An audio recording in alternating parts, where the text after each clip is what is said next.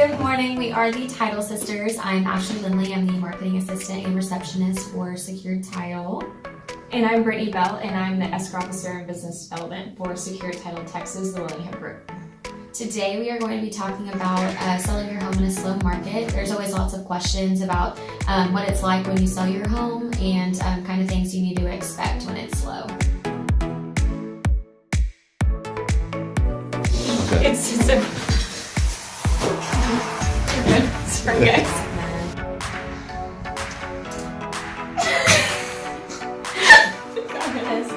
The Title Sisters were here to talk about, no, I need to do that again. You want me to say it? Yeah. Brittany, help us understand what's causing this decline in the market. Well, I hesitate to use the word decline. I like the word slower. I guess I was going about 65 tops. 7 miles an hour. It is a little bit slower. Their interest rates have gone up some. I mean, that's really the main cause of it right now. We are getting into the holidays. That's a good point too. One thing that I don't like to use is decline. We have a really strong market right now, and I think it'll continue to be strong. We had a big boom with different companies moving into the area, and that's kind of slowed down. We're kind of on the backside of that. So until we get another big boom or something like that, we're just going to kind of be on a little bit of a plateau right now. But it is a good area, good strong market. So Ash, tell us a little bit about what you think someone might need to know during a slow market. First things first, everyone's kind of keen on advantages when selling a home, such as, are you located close to schools? Where does the community sit? Are you close to, your commute to work? A lot of people focus on that. Do you have easy access to highways, community centers, gyms? What are you specifically looking for or targeting when it comes to selling your house? Good points. But the biggest advantage is location. Location, location, location. Check this out. These are all the possible routes from Greg Bacchitis' house to the statue. That looks like something you would find on the wall of a serial killer. So Ash, tell us a little bit about something else that someone might need to know in this market. It takes time. When the market's slow, it will take time. It could take a few weeks. It could take some months. The most important part that you should know is just have open communication with your agent. Set realistic expectations as far as the process and what it's going to take to sell your home during that time. I am here with Michael Adams, and he is another escrow officer and our office manager. So Michael, tell us a little bit about a point that you'd like to make about this market.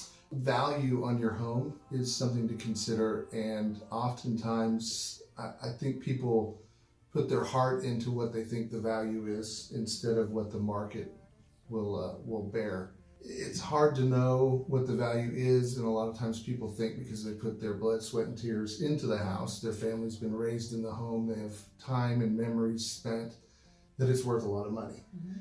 And they're putting the value on the time and the feelings. I'm a bit fearful that we're verging on what I call feelings territory. And not necessarily the product, which is the house. And so it's a good idea to go with your agent when they create a value and try to understand that it's typically going to be less than what you're looking for. Price is basically what somebody's willing to pay for the property.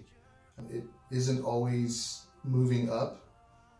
It can stall and decrease, especially when the market declines. Another thing to consider is rates on a mortgage. Higher rates means your payments go up, which will typically mean your sales price has to come down to make that payment in the budget that you had planned for.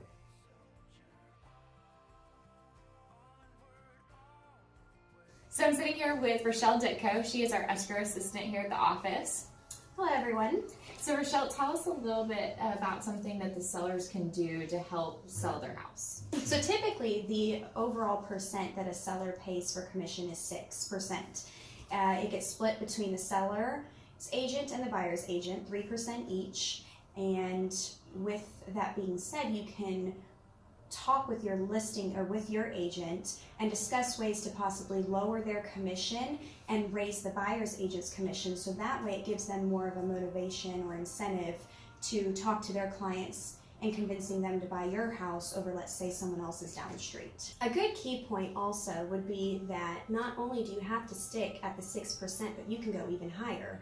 So, for example, if your home was beautiful on the inside, but the curb appeal just wasn't exactly what everyone wants to see. When you're ugly and someone loves you, you know they love you for who you are. Beautiful people never know who to trust. You can put that on the listing. You can have your agent put it on the listing to where the buyer's agent would get more than your typical 3%, and it would allow them to convince their clients to actually come see the home at least before just seeing the front view of the home.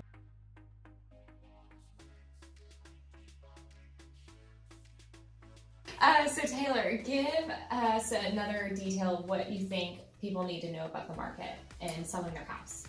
The biggest issue I see, a lot of people, they put all the ownership on selling the property on the real estate agent. This is Creed, and he is in charge of something, That right? is correct. Say hi to the kids. Hi, kids.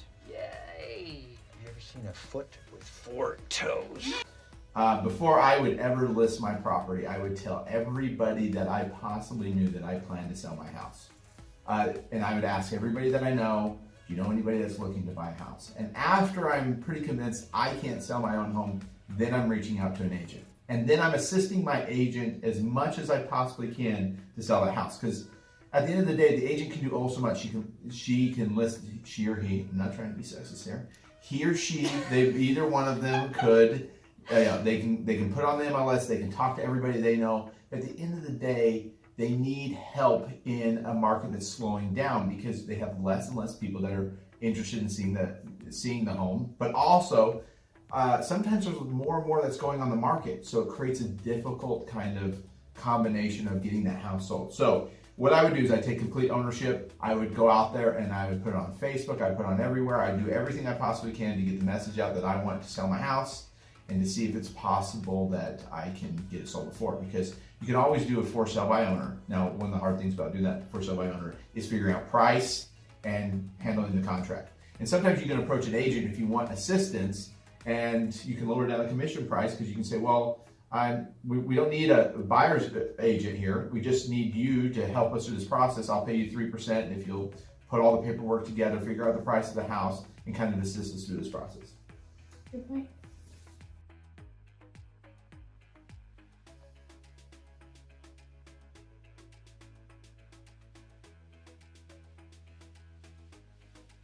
Because you have feelings. All right. Okay, ready? Oh, so it's already recording, I see. Okay, so Great as a listing agent. Let's start back over. All right, so I'm sitting here with Taylor Willingham. He is our attorney here at the office. Hello. I know my head's just spinning. Ash, tell us a little bit about... Wait. Oh, wait. Someone's calling me right at that moment. So we don't want the vibration during this. Yeah.